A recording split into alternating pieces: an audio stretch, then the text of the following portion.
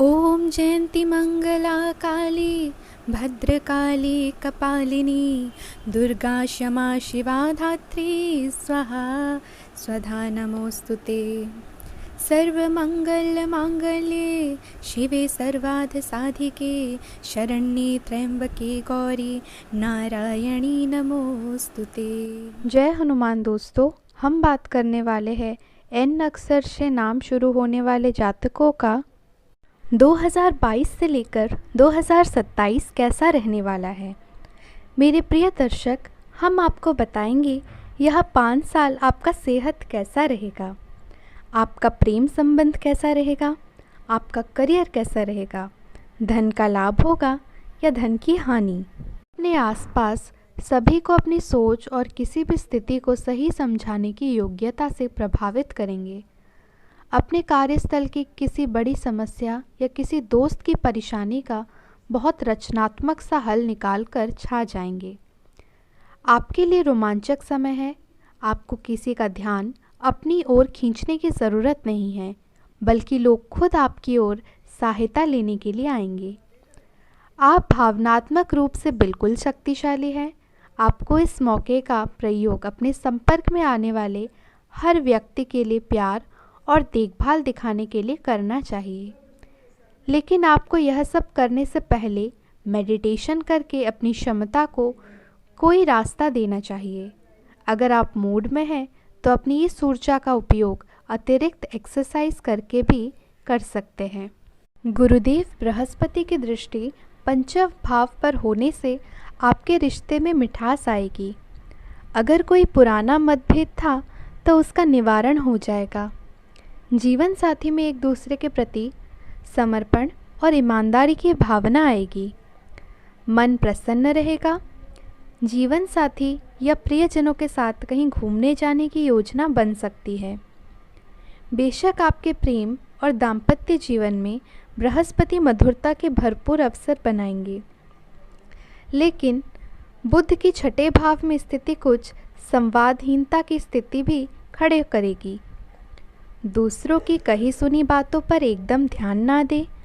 अपने जीवन साथी के साथ संवाद बनाए रखें।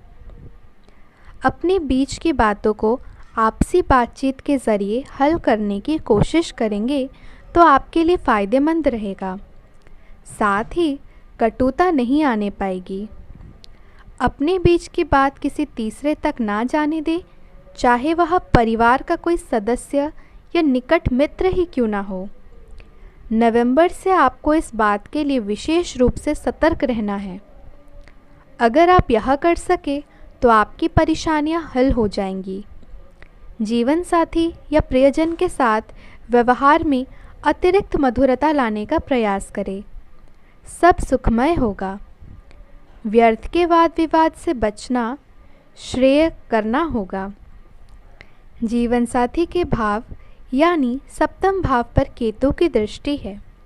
इसकी वजह से विवाहित लोगों के लिए अपने जीवन साथी को समझने में कुछ परेशानियां आ सकती हैं और यह मनमुटाव का कारण बन सकता है। इसलिए एक दूसरे को समझने का प्रयास करें, बातचीत करें। सूर्य का गोचर भी सप्तम भाव में होगा। इससे जीवन साथी के स्वास्थ्य में अहम या उत्तेजना की भावना बढ़ सकती है। स्वभाव में थोड़ी आक्रामकता आ सकती है, इसलिए समझने की ज़रूरत है। स्वभाव में थोड़ी आक्रामकता आ सकती है, इसलिए अपने ग्रह के प्रभाव से हो रहा है। अपने आग में घी नहीं डालना है, बल्कि शीतल करना है। बुध गोचरवश सप्तम भाव में आ जाएंगे, इसलिए उसके बाद सब कुछ आपकी वृद्धि और आपके संवाद कौशल पर निर्भर करेगा। आप चाहे तो वाणी की मधुरता से समय को बहुत आनंददायक बना सकते हैं। आप चाहे तो इसे बिगाड़ सकते हैं। वाणी में मधुरता लाएंगे तो सब मंगलमय होगा और सब बेहतर भी होगा। अब हम अपने वीडियो में विस्तार पूर्वक बात कर लेते हैं आज आपका लव लाइफ और पारिवारिक संबंध कैसा रहेगा। तो सबसे पहले मेरे प्रिय दर्शकों, हमें आप लोगों से विनम्र निवेदन है, अगर यह वीडियो आपको अच्छा लगे, आपके जीवन से मिले, तो प्लीज़ आप इस वीडियो को लाइक कर दें और आप लोग हमें सब्सक्राइब करें। दोस्तों, आपका एक लाइक और एक सब्सक्राइब हमें काफ़ी उत्साह प्रदान करता है। उम्मीद है आप लोग सपोर्ट करेंगे। तो आइए वीडियो में हम आगे बढ़ते हैं।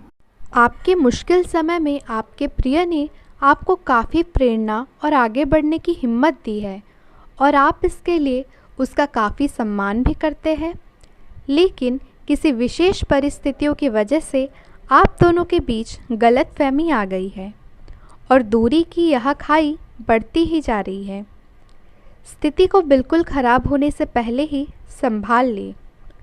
शायद आप जितना संभाल सकते हैं आपके पास फ़िलहाल उससे कई ज़्यादा है। आपके पास काफ़ी काम होने के साथ साथ कई सारे अफेयर भी है। इनके चलते आपको अपने काम के साथ समझौता करना पड़ सकता है, जिससे आपको भविष्य में काफ़ी परेशानियां हो सकती है। अपने पार्टनर के साथ ईमानदार रहे और उसके पास जो है उसी में तसल्ली रखें। अब आइए हम विस्तार पूर्वक बात कर लेते हैं। आपका धन का लाभ होगा या हानि। धन संबंधी के मामले में अब खेल दोबारा शुरू होगा। आपको धन का फ़ायदा होगा। आप आसानी से पैसे इकट्ठा कर सकते हैं। लोगों को दिए पुराने कर्ज वापस मिल सकते हैं या फिर किसी नई परियोजना पर लगाने के लिए धन अर्जित कर सकते हैं। पारिवारिक उत्तरदायित्व में वृद्धि होगी जो आपको मानसिक तनाव दे सकती है।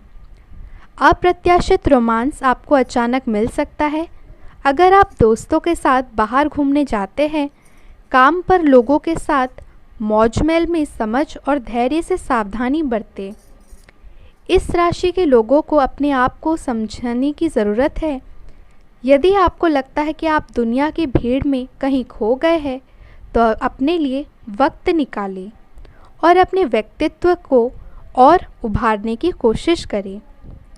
आपका जीवन साथी वाकई आपके लिए फरिश्ते की तरह है और आपको यह एहसास ज़रूर ही होगा। धन से संबंधित कुछ समस्याएं आ सकती है। आपको यह समझना होगा कि कौन सा खर्च ज़रूरी है और कौन सा गैर ज़रूरी, अन्यथा आपको वित्तीय संकट से गुजरना पड़ सकता है। अगर आप अपनी आय बढ़ाना चाहते हैं तो आपको कुछ नवीनतम पद्धति का समावेश करना होगा और वह आप पर निर्भर करेगा कि आप उसका कितना फ़ायदा उठा सकते हैं, क्योंकि वह आपके मेहनत और उस पद्धति के आज के समय में महत्व पर भी निर्भर करता है। आप में लोगों के जीवन में एक फ़र्क लाने एवं उनकी सहायता का भाव रहेगा। आप धर्मार्थ कार्य में शामिल हो सकते हैं जो कि आपका समय और प्रतिबद्धता को छीन सकता है। आपको यह निर्णय लेना होगा कि धर्मार्थ कार्यों में जुड़े रहकर कुछ करना चाहते हैं, किसी से आपकी वित्तीय स्थिति पर प्रभाव पड़े या वापस अपने कार्य क्षेत्र से जुड़कर धन की वृद्धि करना चाहते हैं। अब आइए हम बात कर लेते हैं आपके लिए मेरा क्या सुविचार है। जिस धागे की गांठें खुल सकती है, जिस धागे की गांठें खुल सकती है उस धागे पर कैंची नहीं चलानी चाहिए। जिस धागे की गांठें खुल सकती है उस धागे पर कैंची नहीं चलानी चाहिए। किसी की कोई बात बुरी लगे तो दो तरह से सोचे। किसी की बात बुरी लगे तो दो तरह से सोचे।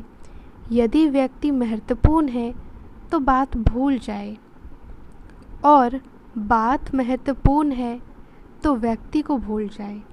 ध्यान से सुनिए, दो बातें हमेशा सोचे।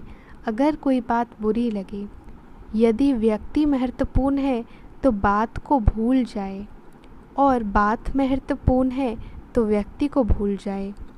सफलता हमेशा अच्छे विचारों से आती है। सफलता हमेशा अच्छे विचारों से आती है और अच्छे विचार आप जैसे अच्छे लोगों के संपर्क से आते हैं। सफलता हमेशा अच्छे विचारों से आती है और अच्छे विचार अच्छे लोगों के संपर्क में आने से आते हैं। जहाँ सूर्य की किरण हो, जहाँ सूर्य की किरण हो वहीं प्रकाश होता है। जहाँ माँ बाप का सम्मान हो वहीं भाव पार होता है। जहाँ संतों की वाणी हो वहीं उद्धार होता है, और जहाँ प्रेम की भाषा हो वहीं परिवार होता है। जहाँ प्रेम की भाषा हो वहीं परिवार होता है। मेरे प्रिय दर्शक, उम्मीद है आपको यह वीडियो काफ़ी पसंद आया होगा। अगर यह वीडियो पसंद आए तो आप इस वीडियो को लाइक करें और आप लोग हमें सब्सक्राइब अवश्य करें। हम मिलते हैं आपसे फिर अगले वीडियो में। तब तक के लिए जय श्री राम, जय हनुमान। आपका यह पूरा दिन शुभ हो और काफ़ी मंगलमय हो, हम भगवान से प्रार्थना करते हैं।